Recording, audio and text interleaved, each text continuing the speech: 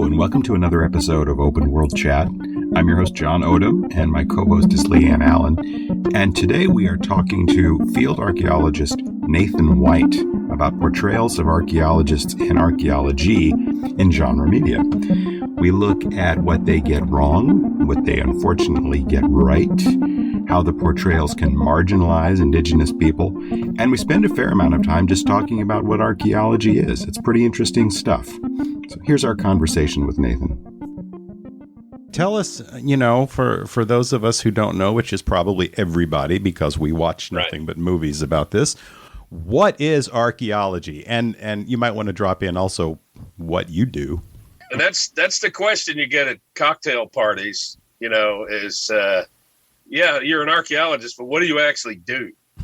And that's kind of a difficult question to answer. There's the academic archaeology where you may be driven by one research question or set of questions about a region or an individual site that you can run through a whole career examining while you're teaching archaeology at a university or from a museum, if you're out there in the field. But we tend to look at that as academic archaeology. And then there's professional archaeology, which represents probably 97% of the archaeology that actually gets done in the United States. There tends to be some kind of rift.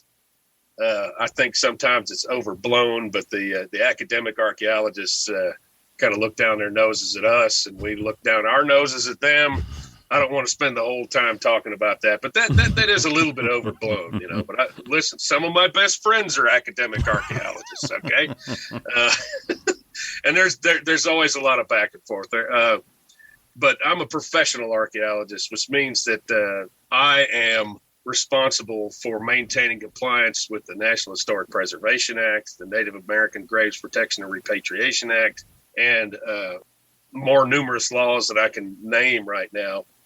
So I work for the Corps of Engineers. I'm the district archaeologist and tribal liaison for the Huntington District Corps of Engineers, which covers most of Ohio, eastern Kentucky, most of West Virginia, western Virginia, and a little tiny piece of North Carolina. So when the Corps goes out there to do anything on or off of federal property, we have a responsibility, and that's the Section 106 of the National Historic Preservation Act.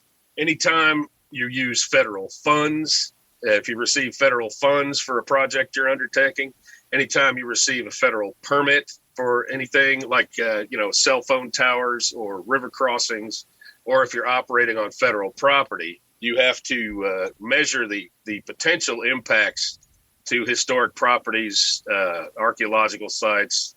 And on federal property, you have to maintain compliance with the Native American Graves Protection and Repatriation Act. If you happen to hit human remains that are in an archaeological context, you need to make sure that the appropriate tribes are notified and that they are consulted with.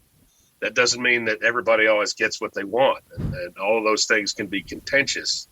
But I have to make sure that the Corps of Engineers is maintaining compliance with these laws, because we're basically protecting a non-renewable resource that is our shared past. We don't have any reservation lands, but as we all know, the Delaware, the Lenape, the Shawnee, lots of extant tribes occupied the area, and they have a connection to people that came before them. So, we think of time as linear. And I don't want to paint all the tribes with the same brush, but some of them have a kind of a circular view of time. And while they may not see themselves as direct relatives of archaeological human remains, they still see themselves as having a responsibility to protect the people that came before them. So they may not, in a strictly scientific sense, and this drives some of my academic colleagues crazy.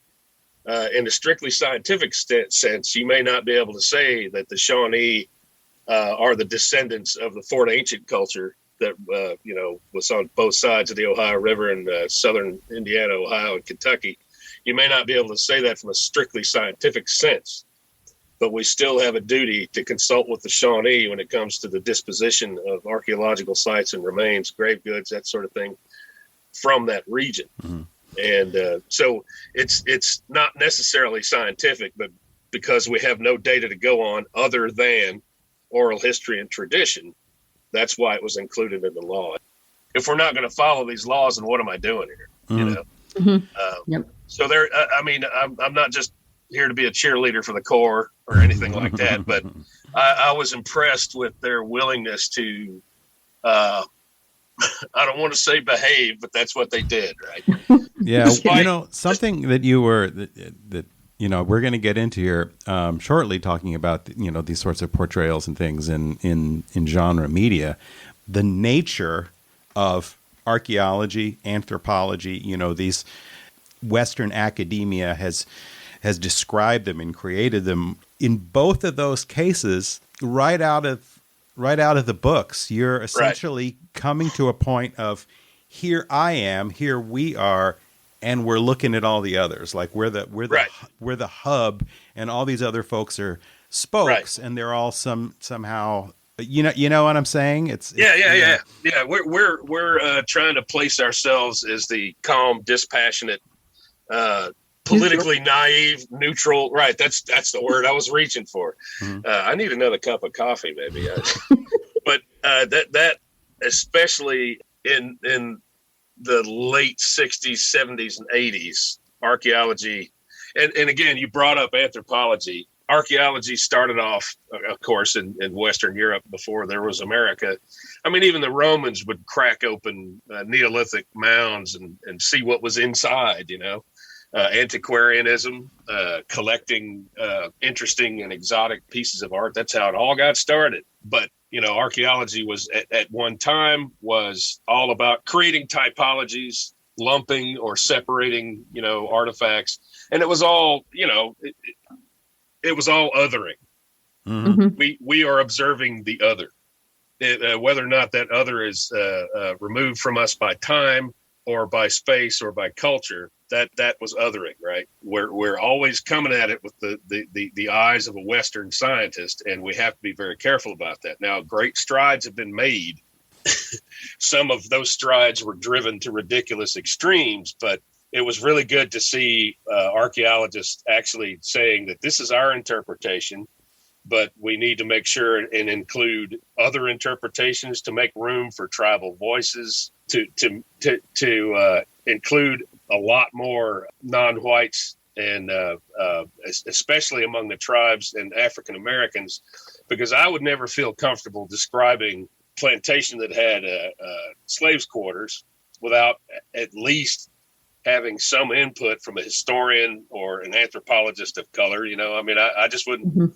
I wouldn't want to do that. I really don't. It just doesn't seem right, and it isn't. And the other thing about archaeology. Oh, right. Sorry. Go ahead. I was just going to say, too much of the history of anthropology and archaeology seems to have been a matter of a combination of cultural erasure and essentially proving supremacy. Oh yeah. Or in a more sinister sense, if that there can be anything more sinister than that, they used to refer to anthropology as the handmaiden of colonialism, because the British would send, and these are the founding fathers, because they're almost all fathers, of anthropology. Yep. They sent anthropologists to Africa to learn about the cultures, and then that information, of course, would be used by colonial authorities to put pressure on and to, and to maximize outcomes for the white folks.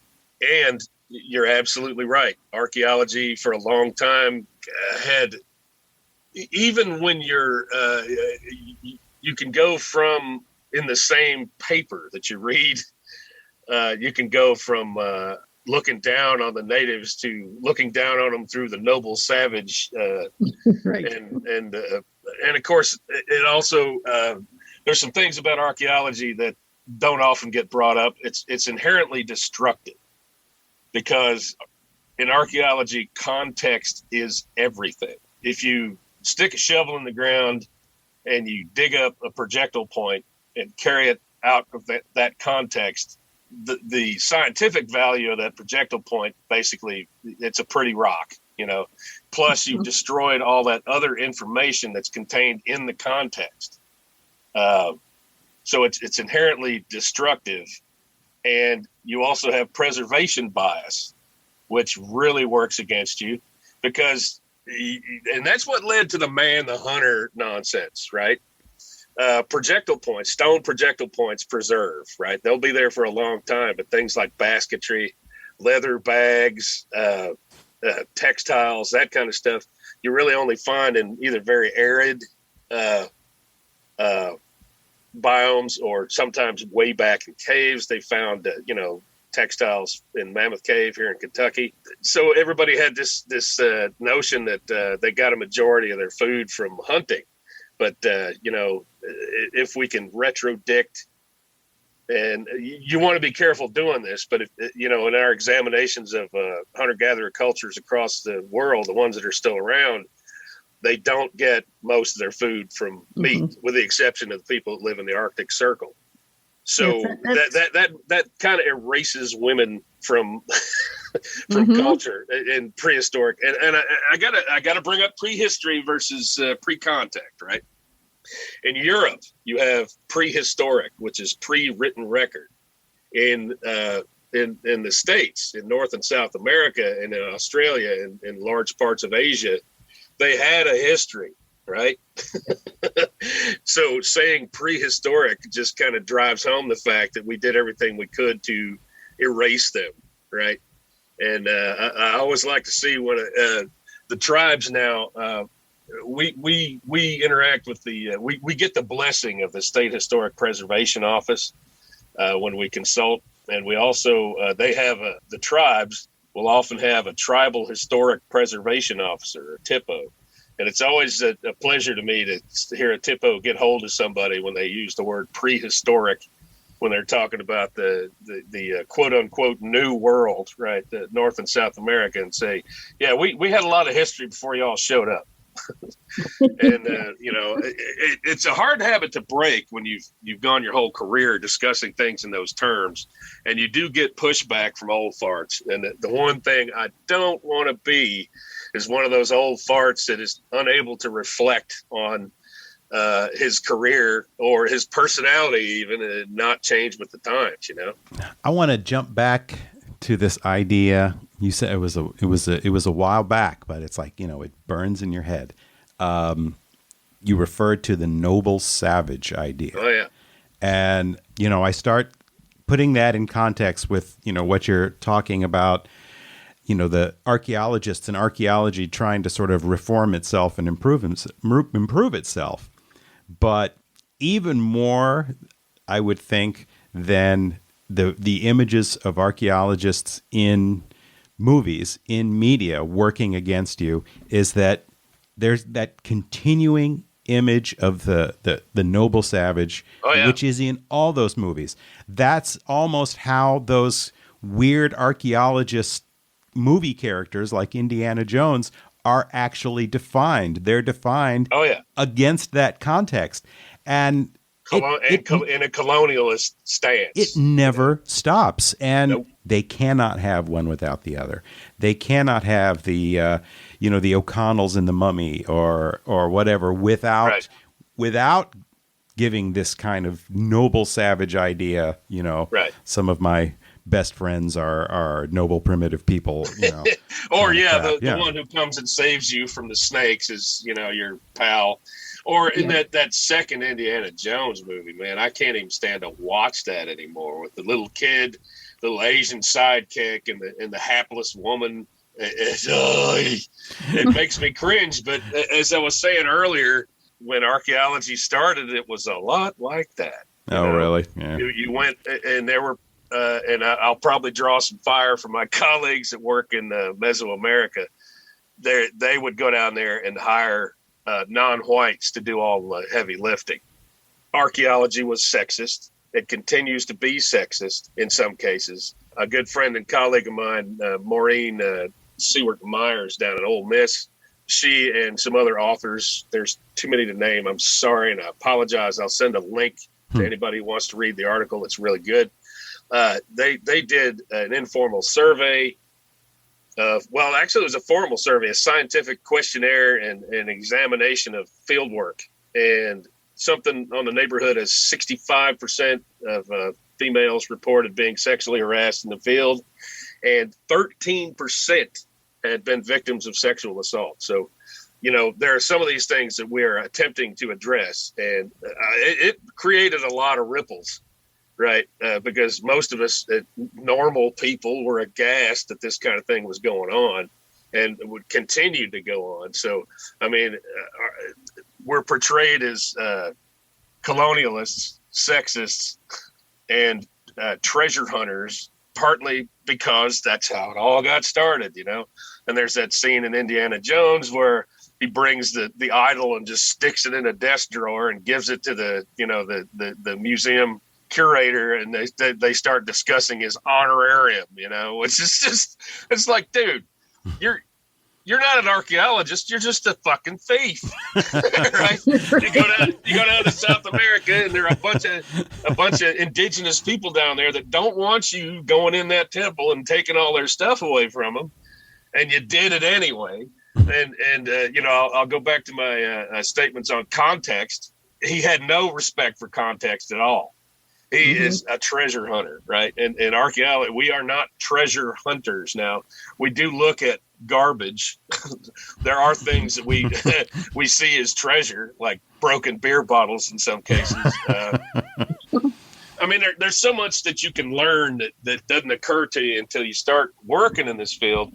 The way that things are discarded can tell you a lot. You clearly love what you do. And, you do some speaking, you're evangelizing. No, I mean, you talked about public speaking. I try to. Yeah. So, you do some evangelizing. You want people to know what you do. Given that, I want to ask you about the other stereotype of archaeologists out there. This would be not the mummy, not the Indiana Jones or whatever. This would be the person sticking their nose where they shouldn't and terrible things happen. We're talking like the Evil Dead. Oh, yeah. That kind of thing. And that's another power, or the mummy, the original mummy. Versus in mythology. Yeah. And oftentimes, they'll divide it up into the good guy archaeologist and the bad guy archaeologist. Right. But that's a stereotype too. People who shouldn't be pressing their noses in there because something will come back and something terrible will happen. I mean, well, I haven't released any unspeakable evils that I'm aware of, but I always love those, and I saw that stereotype right there, and I'm glad you brought that up. That is something that you often see with attitudes towards science in society as a whole. The scientists are the ones that released the atom bomb, so you saw all of these movies in the 50s and 60s about science releasing forces beyond their control, and there was always a science, the one scientist who said that science is everything and science is the only thing, and the consequences be damned and all that. Like you do it because you can or you should, and then there are it's hard to see where a responsible archaeologist would how would I react to that if they were going to open the Ark of the Covenant? you cover your eyes. You don't look. Right. That's one thing that I didn't really consider. I did a lot of thinking about this, about portrayals in the media, but I didn't think about that particular, and it's fairly common, What movie, where have you seen that? You got an example of a movie that, or the Mummy, I guess. The original Mummy jumps immediately to mind. Boris Karloff, yeah. There was even a Buffy episode. Oh yeah, God, I need to go back and rewatch all of those. That gets us into the artist versus art comment, which will be another.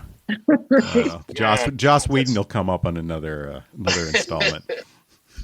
Yeah, that's something that I don't think is ever going to reach a successful conclusion. The artist and the art, it seems to me in a lot of cases to be something personal. if you don't like somebody or you don't approve of their behavior, do you stop them? Do you demand other people stop? I don't. Yeah. Let me get back to archaeology, something that I think I have a handle on, and again, here I am, a white straight guy talking about, sexism and racism and homophobia in archaeology. But I do recognize that it's there. And that's why I wanted to make sure Maureen's article got dropped.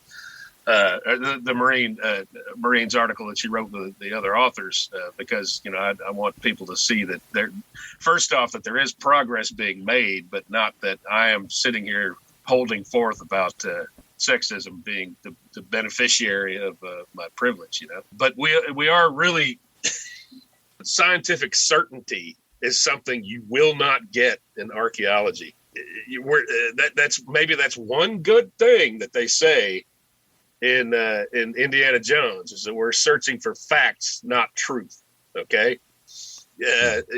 Usually you get chilled monkey brains instead of facts. Oh, right? Yeah. Speaking of which, back to that second Indiana Jones movie. What a steamer!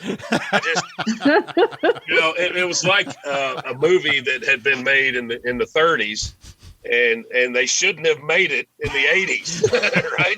Right. Because they should have made it in the 30s. Right. Yeah, exactly. It was like an H. Rider Haggard or Edgar Rice Burroughs, the white man out there among the savages. When I saw that movie, when it came out, I was with a friend who was Indian.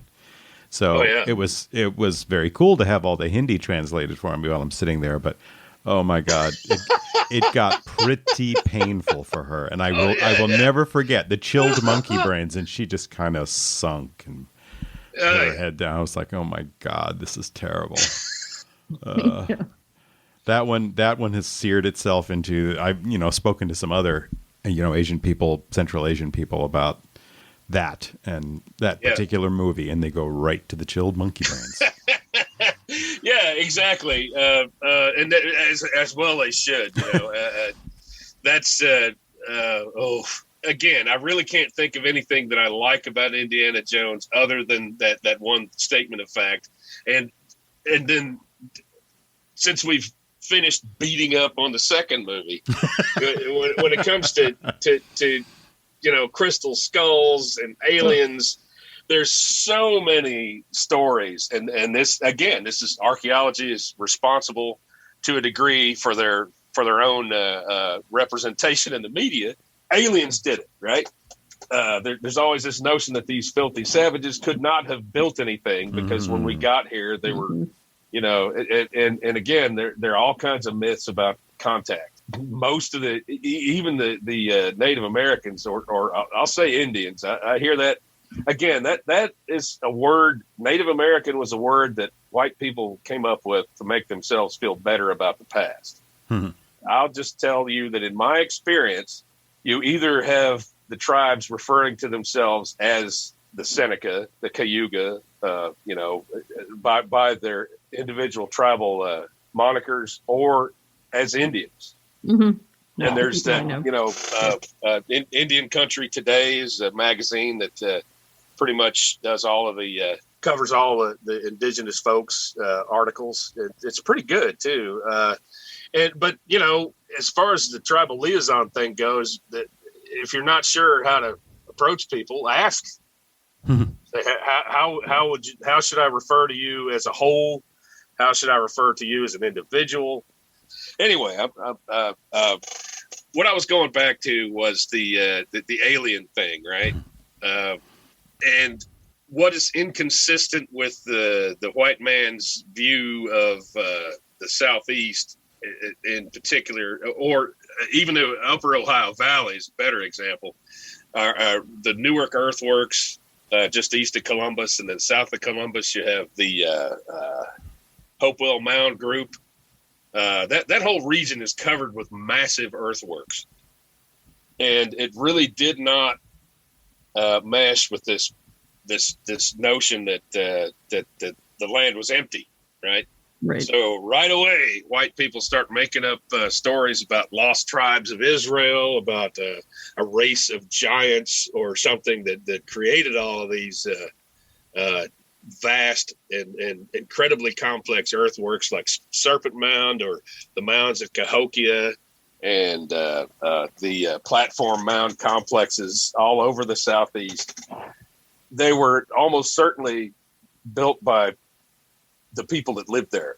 And the very notion that people that were living in semi-permanent or semi-nomadic lifestyles somebody could command enough authority to have people come together and build these giant earthworks, especially when you're talking about the really, really old ones down at Poverty Point in Louisiana.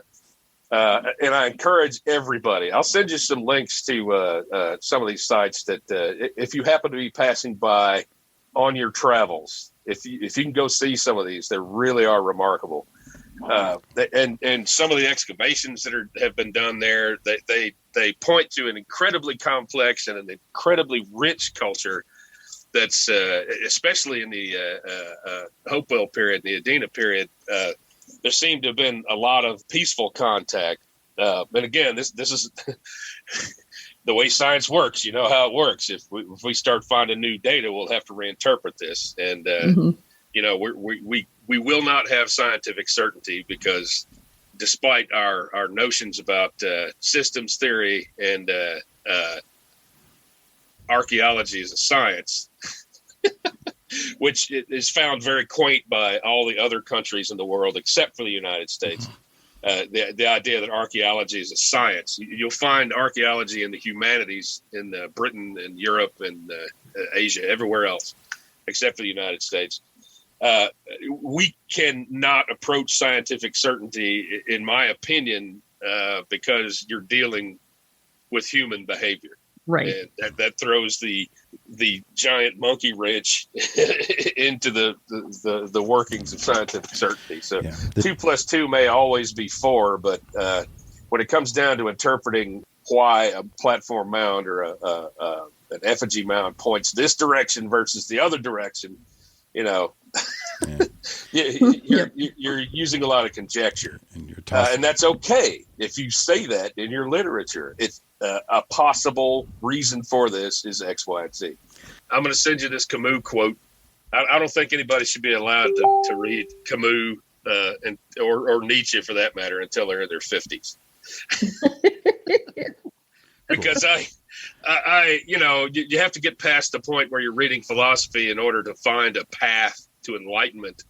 If you have to get to the point where you're reading philosophy to see how other people looked at the world, right? Mm-hmm. And I kind of think of that as an archaeology. I'm looking into the way somebody else sees themselves and the world. I'm not necessarily looking for something that's going to teach me how to live life, because I'll be dead pretty soon. Right. I'm 54. 20 years, maybe 25. If I'm lucky, if I quit drinking.